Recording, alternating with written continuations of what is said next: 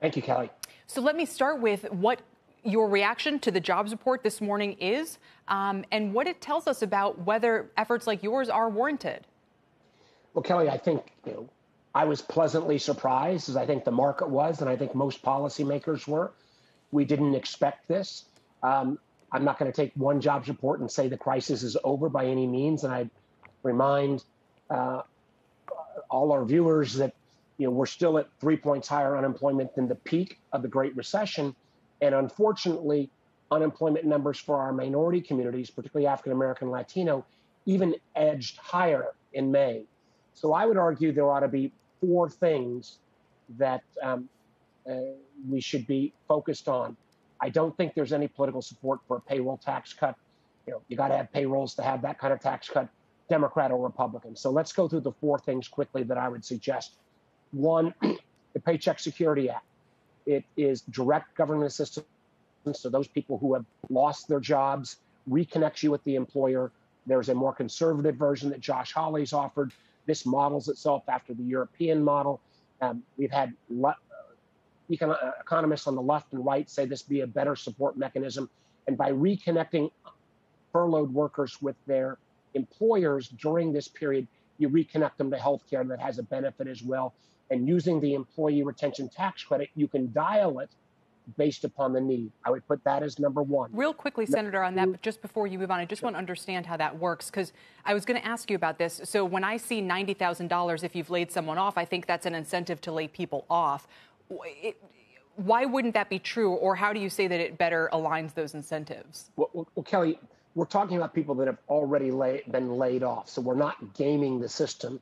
And while we would suggest 100% up to 90,000, Senator Hawley has, I think, something at 60% up to 50,000. I'm not sure that is the exact number. There would be some negotiation. I think we can also see from the German experience, the Dutch experience, the Danish experience, where the right point is, and the fact that with this employee retention tax credit that's already in law, we have the ability to have that kind of dial. We have to presume that we've already hit the trough of the layoffs. So this is reconnecting those laid off workers to their former employers directly. And again, lots of bipartisan support for this idea. I would point out both the New York Times and the Wall Street Journal both editorialized for this approach. Whether we can move the ship of state to that is still a fair debate, but I would put that as a great next step. I would couple that with three other items. One, real focus in terms of dealing with particularly communities of color, Black and brown communities that have been disproportionately hit by the COVID virus, that I think we're going to see, minority businesses, particularly third and fourth quarter, really run against the wall. And our efforts to date on getting funds into Black-owned banks, CDFIs, have been well-intentioned, but I don't think have hit the mark. And so I'm working on a proposal with a number of other folks, and I think, in trying to work with Secretary Mnuchin on this, who's been a good partner, on how can we target, dollars into communities that are still not seeing any relief at all. Third, and this is where I think we need a major shift. I think there's nobody I've talked to from the business community that doesn't acknowledge that some percent of jobs, remember, we still got 13% minimum unemployed. Sure. Some percent of jobs are not coming back. And this may be a time to have a fresh look at our whole approach towards training and reskilling.